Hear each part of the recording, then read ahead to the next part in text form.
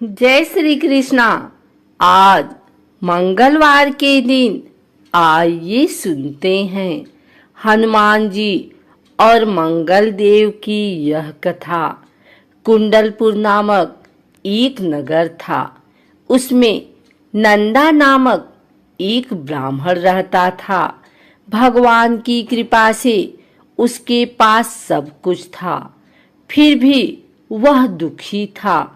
इसका कारण यह था कि ब्राह्मण की स्त्री सुनंदा की कोई संतान न थी। सुनंदा पतिव्रता थी, भक्ति पूर्वक श्री हनुमान जी की आराधना करती थी। मंगलवार के दिन व्रत करके अंत में भोजन बनाकर हनुमान जी का भोग लगाने के बाद स्वयं भोजन करती थी। एक बार मंगलवार के दिन ब्राह्मणी गृह कार्य की अधिकता के कारण हनुमान जी को भोग न लगा सकी, तो इस पर उसे बहुत दुख हुआ। उसने कुछ भी नहीं खाया और अपने मन में प्रण किया कि अब तो अगले मंगलवार को ही हनुमान जी को भोग लगाकर अंजल ग्रहण करूंगी। ब्राह्मणी सुनंदा प्रतिदिन भोजन बनाती, श्रद्धा पूर्वक पति को खिलाती, परंतु स्वयं भोजन नहीं करती और मन ही मन श्री हनुमान जी की आराधना करती थी। इसी प्रकार 6 दिन गुजर गए और ब्राह्मणी सुनंदा अपने निश्चय के अनुसार भूखी प्यासी निराहार रही।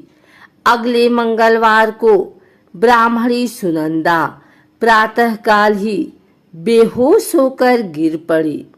ब्राह्मणी सुनंदा की इस असीम भक्ति के प्रभाव से श्री हनुमान जी बहुत प्रसन्न हुए और प्रकट होकर बोले, सुनंदा, मैं तेरी भक्ति से बहुत प्रसन्न हूँ, तू उठ और वर मांग।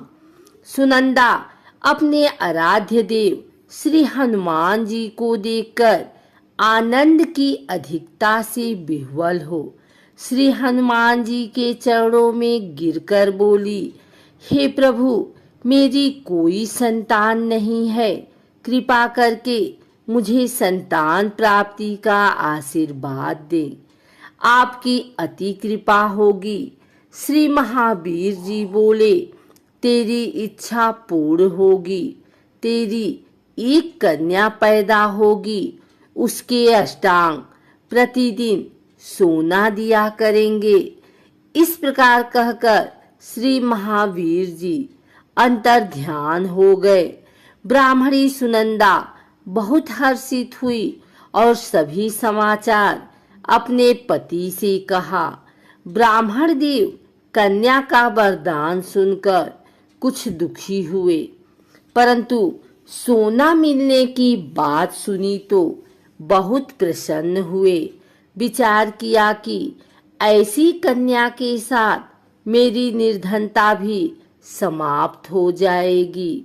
श्री हनुमान जी की कृपा से वह ब्राह्मणी गर्भवती हुई और 10वें महीने में उसे बहुत ही सुंदर पुत्री प्राप्त हुई। यह बच्ची अपने पिता के घर में ठीक उसी तरह से बढ़ने लगी जिस प्रकार शुक्ल पक्ष का चंद्रमा बढ़ता है। 10वें दिन ब्राह्मण ने उस बालिका का नामकरण संस्कार कराया। उसके कुल पुरोहित ने उस बालिका का नाम रत्नावली रखा, क्योंकि यह कन्या सोना प्रदान किया करती थी। इस कन्या ने पूर्व जन्म में बड़े ही विधान से मंगल देव का व्रत किया था। रत्नावली का अष्टांग बहुत सा सोना देता था। उस सोने से नंदा ब्राह्मण बहुत ही धनवान हो गया। अब ब्राह्मणी भी बहुत अभिमान करने लगी। समय बीतता रहा। अब रत्नावली 10 वर्ष की हो चुकी थी। एक दिन जब नंदा ब्राह्मण प्रसन्नचित्त था तब सुनंदा ने अपने पति से कहा, मेरी पुत्री रत्नावली विवाह के योग्य हो गई है, अतः आप कोई सुंदर तथा योग्य वर देखकर इसका विवाह कर दें। यह सुन ब्राह्मण बोला, अभी तो रत्नावली बहुत छोटी है।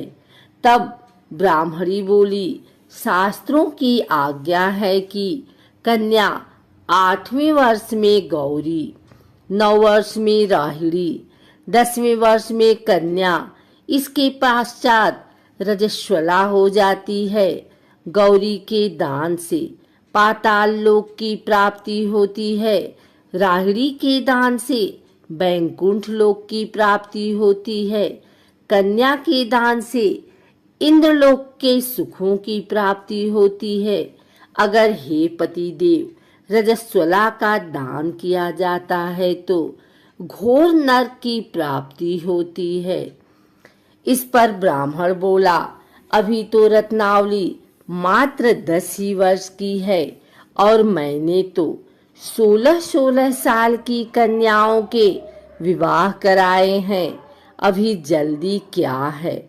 तब ब्राह्मणी सुनंदा बोली, आपको तो लोभ अधिक हो गया लगता है।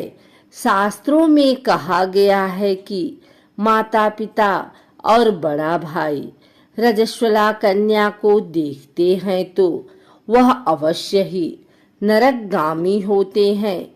तब ब्राह्मण बोला, अच्छी बात है, कल मैं अवश्य ही योग्य वर की तलाश में अपना दूत भेजूंगा। दूसरे दिन ब्राह्मण ने अपने दूत को बुलाया और आज्ञा दी कि जैसी सुंदर मेरी कन्या है वैसा ही सुंदर वर उसके लिए तलाश करो। दूत अपने स्वामी की आज्ञा पाकर निकल पड़ा। पंपई नगर में उसने एक सुंदर लड़के को देखा। यह बालक एक ब्राह्मण परिवार का बहुत गुणवान पुत्र था। इसका नाम सोमेश्वर था। दूत ने इस सुंदर व गुणवान ब्राह्मण पुत्र के बारे में अपने स्वामी को पूर्ण विवरण दिया। ब्राह्मण नंदा को भी सोमेश्वर अच्छा लगा और फिर शुभ मुहूर्त में विधि पूर्वक कन्या दान करके ब्राह्मण ब्राह्मणी संतुष्ट हुए। परंतु ब्राह्मण के मन तो लोभ समाया हुआ था। उसने कन्यादान तो कर दिया था पर वह बहुत खिन्न भी था। उसने विचार किया कि रत्नावली तो अब चली जावेगी और मुझे इससे जो सोना मिलता था वह अब नहीं मिलेगा।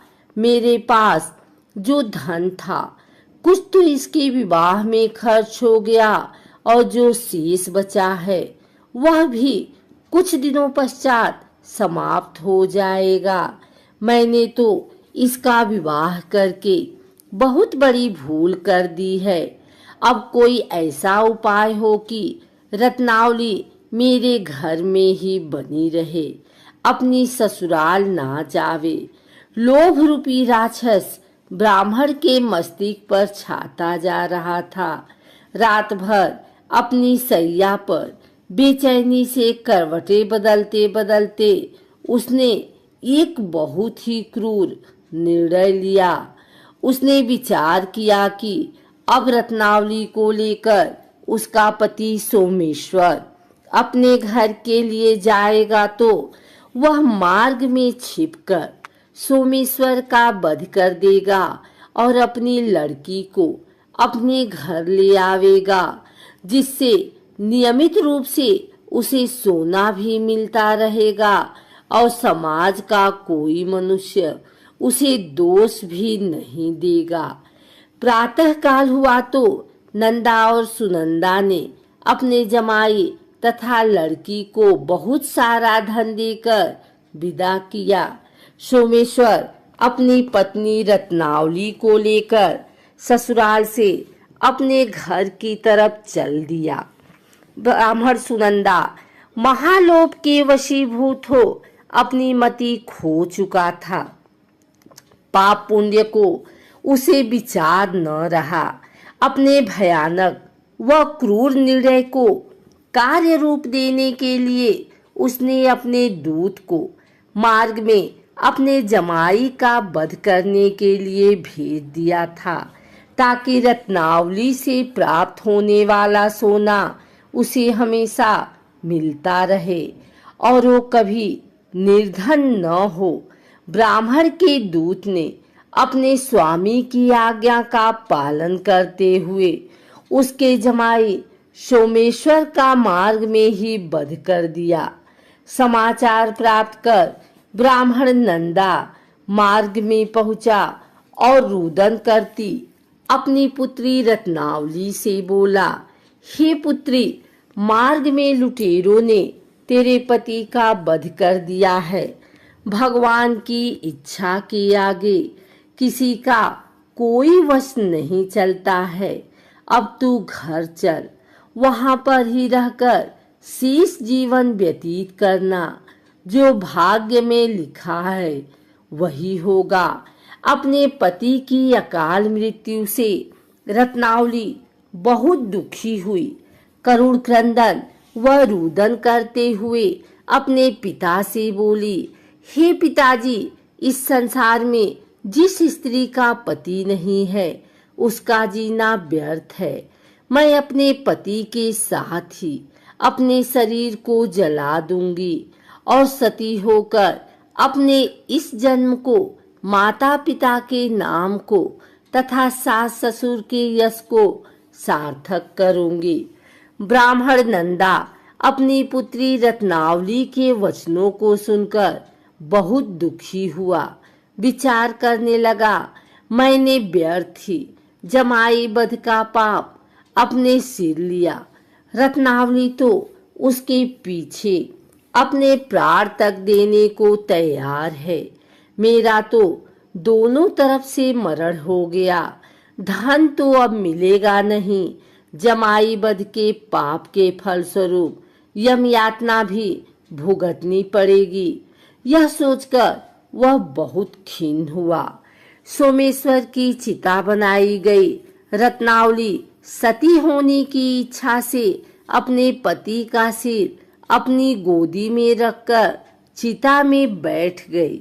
जैसे ही सोमेश्वर की चिता को अग्नि लगाई गई, वैसे ही प्रसन्न हो मंगलदेव वहां प्रकट हुए और बोले, हे रत्नावली, मैं तेरी पति भक्ति से बहुत प्रसन्न हूँ, तू वर मांग। रत्नावली ने अपने पति का जीवन दान मांगा। तब मंगलदेव बोले, रत्नावली, तेरा पति अजर अमर है, यह महाविद्यवान भी होगा और इसके अतिरिक्त तेरी जो इच्छा हो वर मांग। तब रत्नावली बोली, हे ग्रहों के स्वामी, यदि आप मुझ पर प्रसन्न हैं तो मुझे यह वरदान दीजिए कि जो भी मनुष्य मंगलवार के दिन प्रातःकाल लाल पुष्प, लाल चंदन से पूजा करके आपका स्मरण करे, उसको रोग व्याधि न हो, स्वजनों का कभी वियोग न हो, सर्प, अग्नि तथा शत्रुओं का भय न रहे। जो स्त्री मंगलवार का व्रत करे वह कभी विधवा न हो। मंगलदेव तथास्तु कहकर अंतर ध्यान हो गए। सोमेश्वर मंगलदेव की कृपा से जीवित हो उठा। रत्नावली अपने पति को पुनः प्राप्त कर बहुत प्रसन्न हुई और मंगलदेव का व्रत प्रत्येक मंगलवार को करके व्रतराज और मंगलदेव की कृपा से इस लोक में सुख ऐश्वर्य को भोगते हुए अंत में अपने पति के साथ स्वर्ग लोक को चली गई।